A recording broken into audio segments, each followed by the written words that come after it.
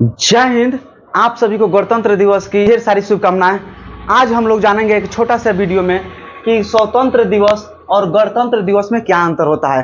देखिए, हम बताना चाहेंगे कि हमारा देश जो है 15 अगस्त 1947 को पूर्ण रूप से आज़ाद हो गया था, लेकिन फिर भी अंग्रेज तो आज़ाद कर दिए थे। अंग्रेज से तो हम लोग आज़ाद हो गए थे, लेकिन फिर भी अभी पुर्तगाली था, फ्रांस था, इनके कब्जा में हम लोग थे। अंग्रेजों का कहना था कि हम पूर्ण रूप से आपको उस समय आजाद करेंगे, छोड़ेंगे जब आप संविधान के अधीन में कार्य करेंगे, यानी कि संविधान बना लेंगे तब। तो उस समय हम लोग संविधान के बनाने में लग गए। तो संविधान को देखिएगा, 1946 से लेकर 1949 के बीच में संविधान पूर्ण रूप से बन गया था।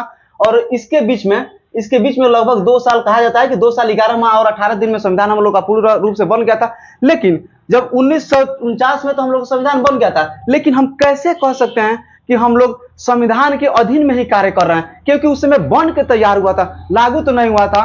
तो संविधान को लागू करने में 2 महीने का समय लग गया। आप लोग भी देख सकते हैं कि हम लोग का जो 26 नवंबर को यहाँ से संविधान बना था, बनकर पूरा तरह से बन गया था, और 26 जनवरी 1950 को पूरी तरह से लागू हो गया था।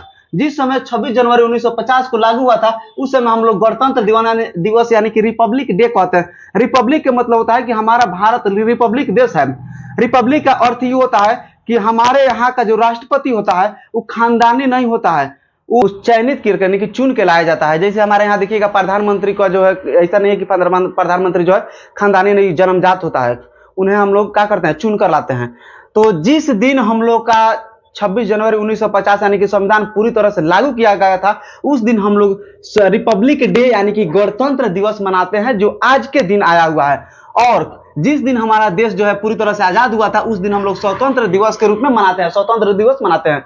और जब हमारा संविधान जो है बना था, तो जब संविधान बना था उस दिन हम लोग संविधान दिवस मनाते हैं, संविधान दिवस मनाते हैं। जो संविधान को कुल समय लगने में 2 साल 11 माह और 18 दिन लगा था। और भारतीय संविधान के जनक डॉक्टर भीमराव अंबेडकर को कहा जाता है। इस छोटे से वीडियो में आप लोगों को हम इतना समझाना चाहते हैं। अगर जो भी आपको समझ आया है, जो भी इसमें गलत हुआ है, इसको आप जो है कमेंट में जरूर बताएंगे। जय हिंद।